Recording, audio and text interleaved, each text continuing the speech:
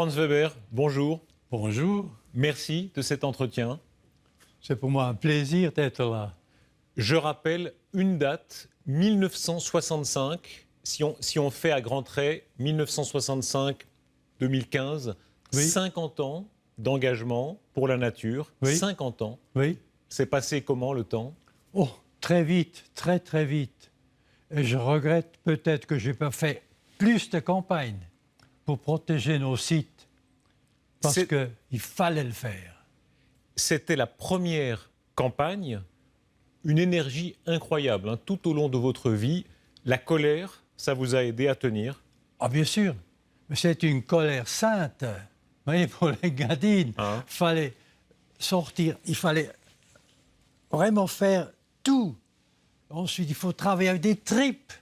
Vous comprenez? Vous dites avec les tripes, hein. Ça Oui. c'est votre expression favorite. Oui. Ça doit venir des tripes. Mais bien sûr, ça va venir des tripes. C'est important. On va parler de ce combat. Aujourd'hui, vous avez 87 ans, l'Engadine, mais aussi Lavaux, le site de Delphes, les éléphants, les bébés phoques. On va revoir des images qui rappellent ces années. Un mot d'abord de la Suisse, Lavaux. En venant ici, on passait par Lavaux. Oui, Vous m'avez dit que c'était un de vos plus grands chocs esthétiques. oui, oui. Lavaux, sont les plus beaux escaliers de la Terre. Ah. Un tel vignoble. Moi, j'étais partout dans le monde. Je n'ai jamais trouvé un site aussi, un vignoble aussi magnifique que Lavaux. Je me suis juré, si on mettait la main là-dessus, si on voulait défigurer ça, je ferais une campagne mondiale. Et je l'ai fait.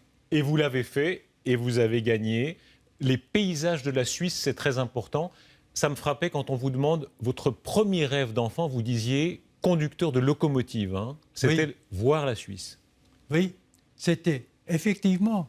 J'allais à la gare à Bâle pour voir le conducteur de locomotive. Je leur demandais qu'est-ce que vous allez partout, parce que je regardais sur la carte.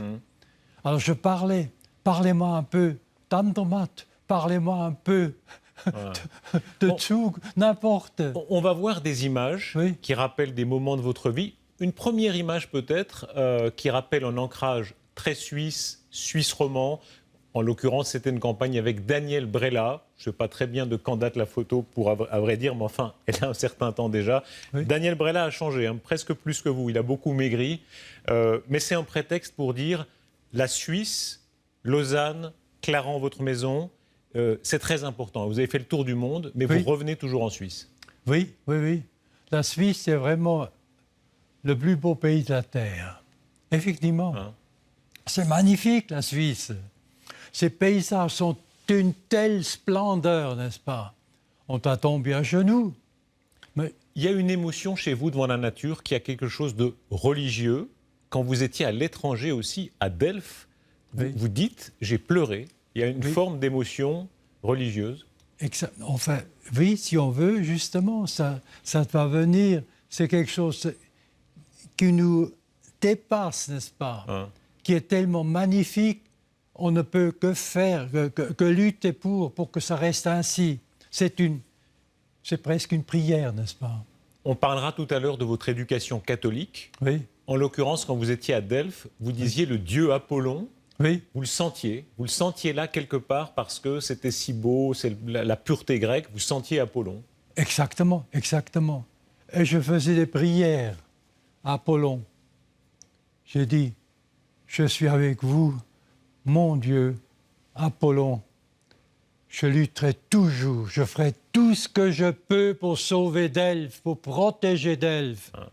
Et je l'ai fait. On va rappeler des moments de votre vie, Franz Weber, des gens qui ont compté, des femmes qui ont compté beaucoup pour vous. Celle qu'on va citer en premier, c'est votre épouse, Judith. Oui. Il y a une photo qui rappelle d'abord un combat, je crois que c'était à l'époque des bébés phoques, mais qui rappelle aussi une image de vous qui parfois a été un peu oubliée. Assez glamour, hein. Regardez cette photo. Alors, vous êtes très beaux, tous les deux. Oui. C'est important pour vous, la beauté, hein, l'esthétique. Absolument, bien sûr, bien sûr. C'est l'esthétique. Hein. On doit rester, on doit faire le maximum pour être bien. Ah, j'ai toujours fait comme ça. Je ne pouvais pas avoir un gros ventre. En venant ici, votre épouse Judith faisait très attention, hein, le nœud de cravate, la tenue, la minceur, tout ça pour vous, c'est pas secondaire seulement, hein, ça a beaucoup compté. Pas du tout, non, non, non, non, non. C'est inné. Ah. C'est inné. Pour moi, c'est une obligation. Comme vous voulez vous aussi. C'est pas parce que je défends la terre que je dois montrer, mais je ne peux pas être autrement. Qu'est-ce Bon. que vous devez à votre épouse, à Judith? Elle a été votre complice, hein, dans tous les combats, toutes ces années-là. Elle a beaucoup fait aussi. Bien sûr, bien sûr. Judith était toujours ma meilleure alliée. C'était merveilleux. Quand elle vous a vu, elle se confie là-dessus. Elle dit qu'est-ce qu'il était beau, hein. Elle dit elle a eu un choc en vous voyant. Elle est tombée amoureuse tout de suite. Vous vous rappelez, vous, ce que vous avez pensé? Oui, je me suis dit. Moi, j'étais heureux. Ah. J'étais heureux. Ah, c'est bien. Alors, je lui ai parlé, je lui ai regardé dans les yeux et on s'est compris. Et on s'est aimé. Il faut rappeler la vie d'avant que vous avez eue, une vie de journaliste Oui, mondain. Hein. Vous avez Oui. une vie mondaine. Vous étiez envoyé spécial à Paris de Oui. très grands journaux Oui. en langue allemande. oui, Et les interviews de Jouvet, de Pompidou, de Giscard, mais aussi des interviews très glamour, Brigitte Bardot, Michel Morgan. Oui. C'était votre vie d'avant. ma vie d'avant. Mais C'était c'est- comme ça. Bien sûr. Mais je faisais ce que je devais faire. J'ai toujours défendu la beauté et la sincérité des êtres. Et ensuite, quand j'ai trouvé un acteur qui me plaisait par ses agissements, par son état, alors j'y allais carrément, je le défendais. Une a compté évidemment énormément, c'est Brigitte Bardot. Bien sûr. Dans votre vie, elle a vraiment été un tournant, hein. Vous m'avez dit tout à l'heure, c'est elle qui vous a lancé. Elle a contribué à faire Franz Weber tel qu'il est devenu. Oui, elle m'a soutenu. Mais enfin, j'avais déjà fait avant la campagne de l'Engadine, n'est-ce pas? Elle trouvait ça formidable. Elle m'a écrit une lettre.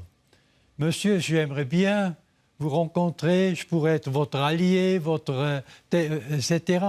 Alors je lui ai téléphoné, on s'est vu, c'était l'harmonie totale. Vous dites ça a été une histoire d'amitié, pas une histoire d'amour, mais une Non. vraie histoire d'amitié. Une vraie histoire d'amitié, oui.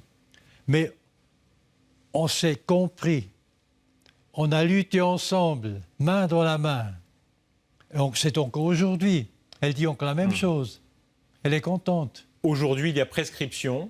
On ne saura pas si vous avez eu une aventure ensemble, mais elle était très belle, vous étiez jeune. C'est pas tout à fait impossible, hein. Oui, bien sûr. Bien sûr. Bien sûr. Cette vie, à l'époque, c'était la vie mondaine aussi. Tous les soirs, hein, tous les soirs, vous sortiez à Paris. Ça faisait partie du jeu. Vous deviez couvrir l'actualité mondaine à Paris. Exactement, exactement. Bien sûr, je connaissais tout le monde, n'est-ce pas, à Paris.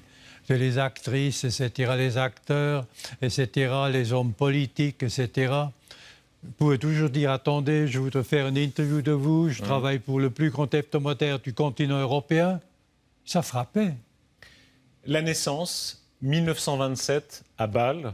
La chronologie est très importante. L'adolescence, la jeunesse pendant la guerre, ça vous a beaucoup marqué, hein. Les Bâlois étaient anti-nazis. Et Oui. ça a beaucoup déterminé votre vie. Exactement, parce qu'à Bâle, on défendait la Suisse, plus qu'ailleurs. Parce qu'à Bâle, on sentait le danger des nazis, n'est-ce pas? Et c'était permanent, ce danger. Alors je me dis, il faut lutter, il faut lutter, il faut lutter, il faut lutter. Il ne faut pas reculer d'un seul pas devant les nazis. Vous aviez une fascination, hein, des résistants français. Vous dites, c'est pour ça, entre autres, que vous êtes allé à Paris ensuite. Vous aviez, au fond, une frustration presque de ne pas combattre, hein. Exactement, exactement. Je trouvais ça merveilleux. Je me suis dit, ce que faisaient les Français, les Alliés, les Anglais, etc., c'est merveilleux. Alors j'allais à Paris. C'était pour moi impossible d'aller en Allemagne. À dire vrai, il y avait une forme de haine, hein, entre les Bâlois et les Allemands. C'était très violent, souvent, hein. Oui, surtout entre les Palois, les nazis, pas les Allemands. Parce qu'on aimait les Allemands, les vrais, parce qu'on avait quand même pas mal d'Allemands. Moi, je rencontrais beaucoup d'Allemands près de Bâle, à Lörrach, qui étaient totalement de mon côté. Je dis, monsieur Weber, je suis tout à fait d'accord, mais ne le dites pas, parce que sinon je perdrai ma place. Vous étiez très jeune, mais on sent que la guerre a beaucoup compté pour vous. Toute votre vie, restez un combattant. Vous parlez des Alliés comme si vous aviez fait la guerre avec eux. Hein. On verra des images après où vous avez fait le coup de poing contre des gens. Hein. Ah, bien sûr, vous pouvez bien être sûr. violent, vous avez pu être violent. Au sens, le combat, ça a été votre vie. Exactement, exactement. Non, moi, je serais allé sur les barricades, je serais allé au front pour les Alliés, n'est-ce pas, si c'était nécessaire. Totalement, j'aurais donné ma vie. Naissance à Bâle, il y a un événement qui est le grand choc de votre vie, qui est vraiment un tournant majeur, c'est la mort de votre mère. Oui. Vous n'avez que 10 ans, hein, quand Oui, elle je meurt. n'avais que 10 ans, oui, c'était terrible. Moi, j'adorais ma mère. Maman, c'était merveilleux. Parce qu'on a eu un tel contact. Parfois, on se regarde tout simplement, on se comprenait. Toute la vie passait dans notre âme, dans son âme et dans mon âme. Et c'était merveilleux. On se regardait, on s'aimait d'un amour très, très élevé. Vous avez veillé votre mère sur son lit de mort. Le regard d'affection qu'elle vous portait, vous dites, ça vous poursuit chaque minute de votre vie. Hein. Exactement, exactement. Il y avait une telle grandeur d'amour quand elle me regardait. Moi, je la tenais aussi. Parfois, elle me faisait le signe de croix, n'est-ce pas? Et elle était touchée.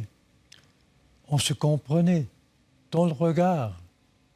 Vous racontez la dernière nuit où vous la quittez, vous priez toute la nuit. Hein. Vous êtes un petit gosse de 10 ans, toute la nuit, vous priez pour qu'elle vive. Oui, oui, pour qu'elle reste. Et ensuite, le lendemain matin, mon père est venu, Franzle, pour Franz, petit Franz, Franzle. Maman est au ciel. Maman ist im Himmel. C'était pour moi terrible. Je commençais à pleurer. Et je me suis dit, oh non, c'est pas possible, ma chère maman. Ça, c'est l'événement de votre vie. Ça me frappe. Souvent, on m'avait dit, encore aujourd'hui, quand vous voyez des enfants avec leur maman, vous dites quelle chance ils ont. Hein. Ils ont leur maman. Oui, oui, oui, oui, oui. Et j'aiderai aussi les enfants pour qu'ils puissent garder leur maman. Mais c'est merveilleux. Alors, mais ma mère a quand même vécu, continue à vivre dans mon âme, n'est-ce pas? Ça a changé votre vie à plusieurs égards, aussi parce que vous êtes devenu orphelin. Votre Oui. père avait 7 enfants, hein, vous étiez 7. 7 enfants, oui. À un moment donné, vous devez aller dans un home, un orphelinat, un home, tenu Oui. par des sœurs catholiques, hein, des nonnes catholiques Exactement. allemandes.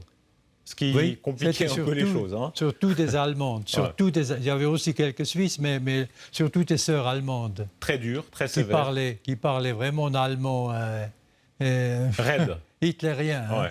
Ouais. Et elles étaient très dures. Très dur, très, très, très, très dur.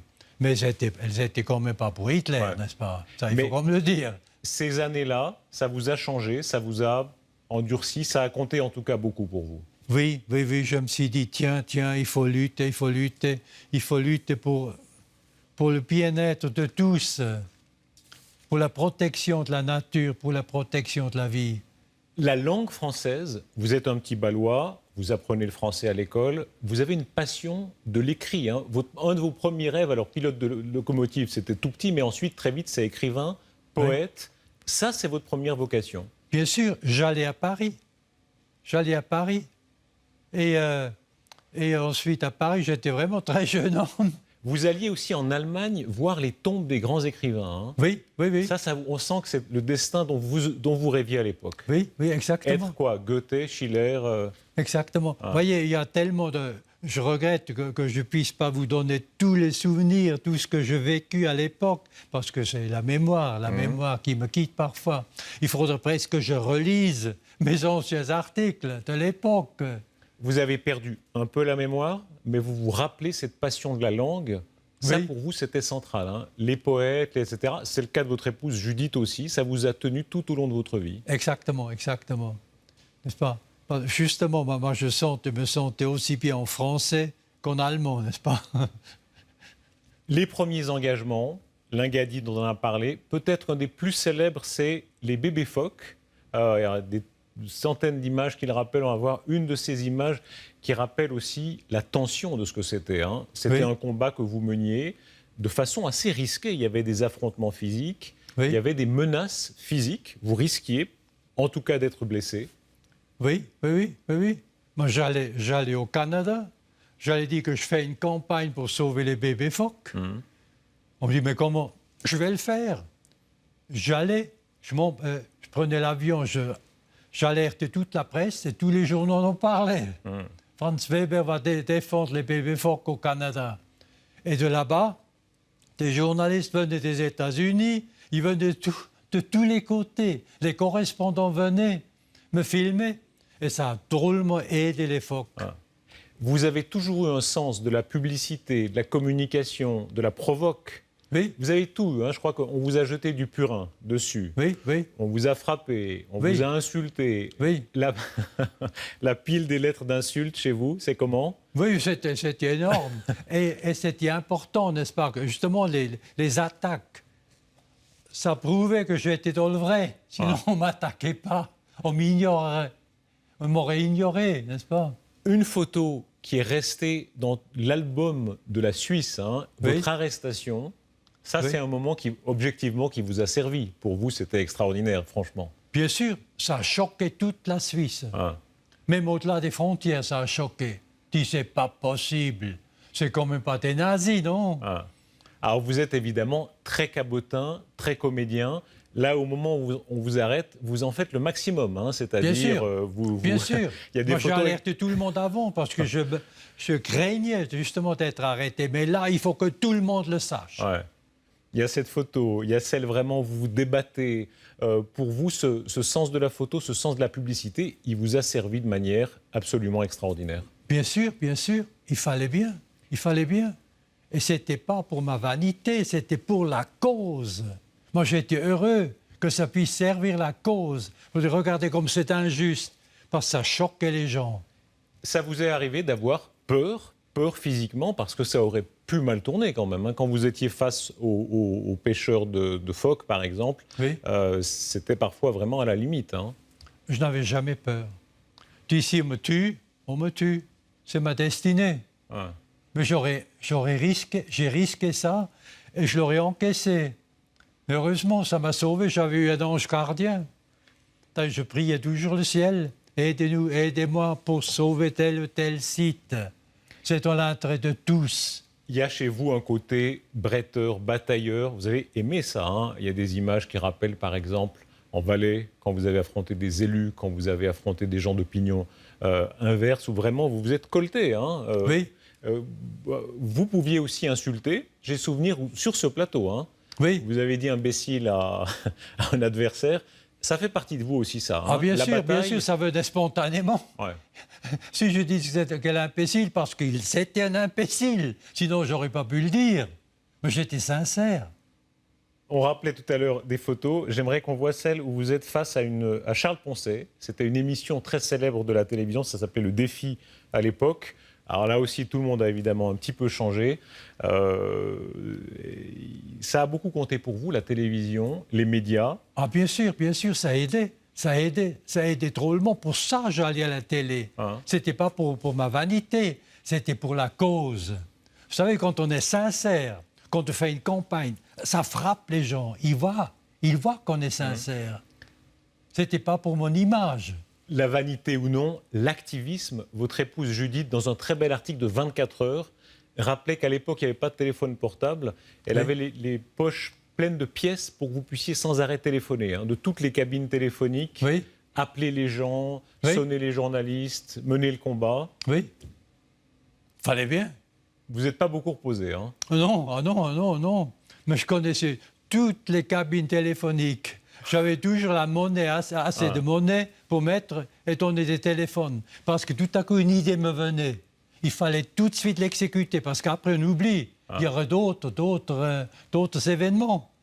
Dans la série des photos, Franz Weber, vos portraits, alors vous avez changé, bien sûr, tout le monde change, et en même temps, vous n'avez pas changé. Hein, c'est-à-dire, vous avez toujours le même visage, la même expression, il y a ces portraits-là. Vous savez que les journalistes aiment bien les clichés, vous l'avez été bien avant moi. Le vieux lion, c'est un très vieux cliché qui a beaucoup servi sur vous. Ça vous va quand on dit le vieux lion? Oui, vous me faites un compliment, effectivement. Mais il fallait... Un lion, c'est quelque chose de magnifique. C'est le roi des animaux, n'est-ce pas? Qu'est-ce que vous pensez, vous, quand vous revoyez ces portraits de vous, il y a quelques années, quelques décennies? Oh, je me dis simplement, est-ce que ça peut servir? Si ça peut servir la cause, c'est uniquement ça. C'est pas jamais par vanité. C'est simplement, on regarde, ah oui, peut-être ça peut frapper. Ils se disent, qu'est-ce qu'il a fait ce type-là? Est-ce qu'il a réussi? Oui, il a réussi, donc je pourrais le faire aussi. Je voulais être un exemple. La foi dans tous les sens du terme, hein, la foi pour combattre, la foi catholique, vous êtes catholique, hein, Oui. on rappelait le home où vous étiez, Oui. ça vous a suivi toujours, vous priez, vous croyez? Bien sûr, j'y crois, je crois, bien sûr. Pour la divinité, mais je ne suis pas fanatique, vous comprenez? Ça veut dire que vous croyez aussi à la vie après la mort? Oui, Ce sera comment? magnifique. Vous êtes sûr? Oh oui, absolument. Ça sera d'une légèreté, ce sera vraiment la symbiose de la beauté et de, qu'est-ce que je veux dire? De la légèreté, simplement. Je vous demandais les textes qui vous ont marqué. Tout à l'heure, dans la voiture, vous me citiez Nietzsche. Oui. Vous l'aviez de mémoire. On a retrouvé le poème, mais je suis sûr que vous l'avez un peu de mémoire. Les textes qui vous ont le plus marqué, je crois que c'est Zarathustra qui parle. Oui. J'aimerais oui. que vous rappeliez ce Moi, texte. j'ai parce justement un texte. O Mensch gebacht, was spricht die tiefe Mitternacht? Ich schlief. Aus tiefem Traum bin ich erwacht. Die Welt ist tief und tiefer als der Tag gedacht. Tief ist ihr Weh. Lust tiefer noch als Herzeleid. Weh spricht vergeh. Doch alle Lust will Ewigkeit, will tiefe, tiefe Ewigkeit. Donc, au Mensch gebacht, au homme prend garde, was spricht die tiefe que du minuit profond, etc. Mais c'est magnifique ce poème de Nietzsche. Sur la profonde éternité. C'est un des plus beaux poèmes qui soit. Exactement. Ça m'avait frappé déjà comme très jeune homme. À 14 ans, ça m'avait frappé. Je trouvais ça magnifique parce que je commençais à faire des poèmes déjà très tôt. Franz Weber, la leçon d'une vie comme la vôtre, c'est quoi quand vous rencontrez, vous avez 87 ans maintenant, des gens qui ont 20 ans, 30 ans, qu'est-ce que vous leur dites? Oh, je leur dis pas grand-chose. Simplement, je leur demande, est-ce que vous faites quelque chose pour l'environnement? Qu'est-ce que vous faites quelque chose pour les autres qui viennent après vous? Il faut protéger la création. C'est ça qui est pour moi le plus important. Protéger ce que nous a donné la divinité. C'est merveilleux. Merci Franz Weber d'avoir été avec nous. Merci beaucoup. Merci, c'est moi qui vous remercie de m'avoir reçu. Merci.